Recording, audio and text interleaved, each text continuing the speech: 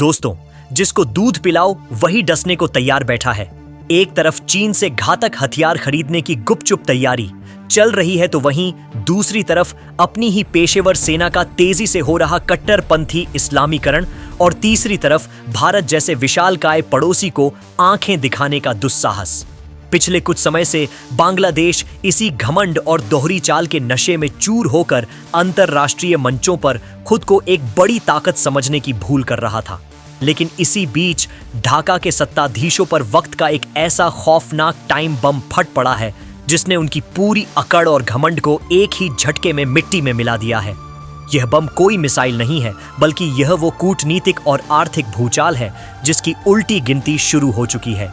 दरअसल इसी साल नवंबर में बांग्लादेश का एलडीसी यानी अल्प विकसित देश का वह जादुई दर्जा हमेशा हमेशा के लिए खत्म होने वाला है, जिसकी आड़ में बांग्लादेश दशकों से पूरी दुनिया और विशेषकर भारत को कूटनीतिक तौर पर लूट रहा था।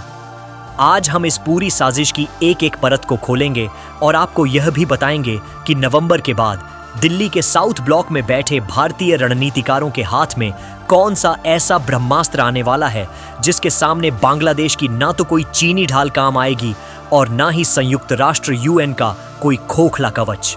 लेकिन इस खौफनाक कहानी की गहराई में उतरने से पहले, अगर आप चाहते हैं कि नए भारत की यह फौलादी आवाज पूरी दुनिया तक पहुंचे और हमारे देश का दबदबा हर क्षेत्र में कायम रहे, तो इस वीडियो को तुरंत एक लाइक करके चैनल को सब्सक्राइब जरूर कर लीजिएगा।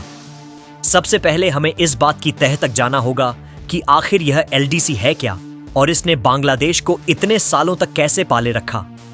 एलडीसी संयुक्त राष्ट्र द्वारा तैयार की गई एक ऐसी सूची है जिसमें दुनिया के सबसे गरीब, लाचार और आर्थिक रूप से कमजोर देशों को शामिल किया जाता है। इस सूची में शामिल होने का सबसे बड़ा और चमत्कारी फायदा यह होता है कि इन देशों को पूरी दुनिया में व्यापार करते वक्त जीरो ड्यूटी यानी शून्य कर टैक्स फ्री का फायदा मिलता है। इसका मतलब यह था कि जब बांग्लादेश का कोई भी व्यापारी अपना कपड़ा या सामान यूरोप, अमेरिका या भारत में बेचता था तो उस पर कोई आयात शुल्क या टैक्स नहीं लगता था। इसी जीरो ड्यूटी की बैसाखी का इस्तेमाल करके बांग्लादेश का सामान हमेशा दूसरे देशों के मुकाबले बेहद सस्ता पड़ता था और खरीदार सस्ते सामान की तरफ भागता है। यह बाजार का सबसे पुराना और अटल नियम है। इसी रियायत का नाजायज फायदा उठाकर बांग्लादेश ने अपने टेक्सटाइल और गारमेंट उद्योग को दुनिया के नक्शे पर एक बहुत बड़ी जगह दिला दी थी।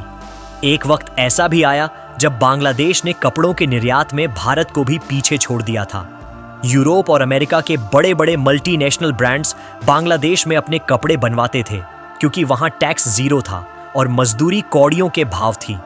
नतीजा यह हुआ कि बांग्लादेश की पूरी इकोनॉमी इसी कपड़े के व्यापार के दम पर खड़ी हो गई। लेकिन इस इकोनॉमी की असली रीढ़ की हड्डी उनकी अपनी मेहनत नहीं, बल्कि वह एलडीसी का खैराती कवच था जो उन्हें मुफ्त में मिला हुआ था। लेकिन अंतरराष्ट्रीय नियमों के मुताबिक इस एलडीसी का दर्जा बनाए रखने के लिए एक कड़ी शर्त होती है। देश को वास्तव में गरीब और कम विकसित रहना होता है, और यहीं से शुरू हुआ बांग्लादेश का वो दोहरा और घिनौना खेल जिसमें वह माहिर था। एक तरफ वो दुनिया के सामने कटोरा लेकर खड़ा होता था और दिखाता था कि हम एक बेचारे गरीब और बाढ़ पीड़ित देश हैं जिन्हें दुनिया की दया की जरूरत है, और दूसरी तरफ उसी दया और पैसे का इस्तेमाल करके वो अरबों डॉलर का व्यापार करता, चीन से अत्याधुनिक हथियार खरीदता, अपनी सेना का आकार बढ़ाता और अपने सबसे बड़े मददगार भारत को ही आंखें दिखाता था। यह वो बेशर्म दोहरापन था जिसे बांग्लादेश ने दशकों तक बहुत ही कुशलता से चलाया। लेकिन अब इस पाखंड का पर्दा गिरने का समय आ गया है। इसी साल नवंबर महीने में संयुक्त राष्ट्र के कड़े नियमों के मुताबिक बांग्लादेश को आधिकारिक तौर पर एलडीसी की सूची से बाहर फेंक दिया जाएगा, और जैसे ही यह होगा, वो जादुई कवच जिसने बांग्लादेश को इतने सालों तक दुनिया की दया का पात्र बनाए रखा था, वो एक झटके में कांच की तरह टूट कर बिखर जाएगा। नवंबर के बाद बांग्लादेश को वही अंतरराष्ट्रीय नियम मानने होंगे जो भारत, चीन या किसी भी सामान्य विकसित देश पर लागू होते हैं। यानी अब उसके सामान पर टैक्स लगेगा, भारी ड्यूटी लगेगी और बाजार में उसे उतनी ही खौफनाक और कड़ी प्रतिस्पर्धा का सामना करना पड़ेगा जितना किसी भी बड़े देश को करना पड़ता है। ये खबर सुनते ही ढाका से लेकर चटगांव तक बांग्लादेश की पूरी इकोनॉमी में एक भयंकर भूकंप आ गया है। इसका सबसे सीधा और विनाशकारी असर उसके टेक्सटाइल उद्योग पर पड़ेगा, जो उसकी अर्थव्यवस्था की सांसें चलाता है। अब जब बांग्लादेश के कपड़ों पर टैक्स लगेगा तो वह महंगा हो जाएगा और यूरोप, अमेरिका के खरीदार तुरंत भारत, वियतनाम, इंडोनेशिया या श्रीलंका की तरफ मुड़ जाएंगे। इसका सीधा मतलब है कि बांग्लादेश में लाखों लोगों की नौकरियां रातों रात खत्म हो जाएंगी और वहां भुखमरी के हालात पैदा हो सकते हैं। बांग्लादेश के अपने अर्थशास्त्री और रणनीतिकार खुद इस बात को स्वीकार कर रहे हैं कि एलडीसी का दर्जा छीनते ही पहले 5 सालों में ही उनके निर्यात में भारी और जानलेवा गिरावट आ सकती है। अब इस पूरी कहानी में भारत की भूमिका और हमारे हाथ में आने वाले उस कूटनीतिक हथियार को समझिए।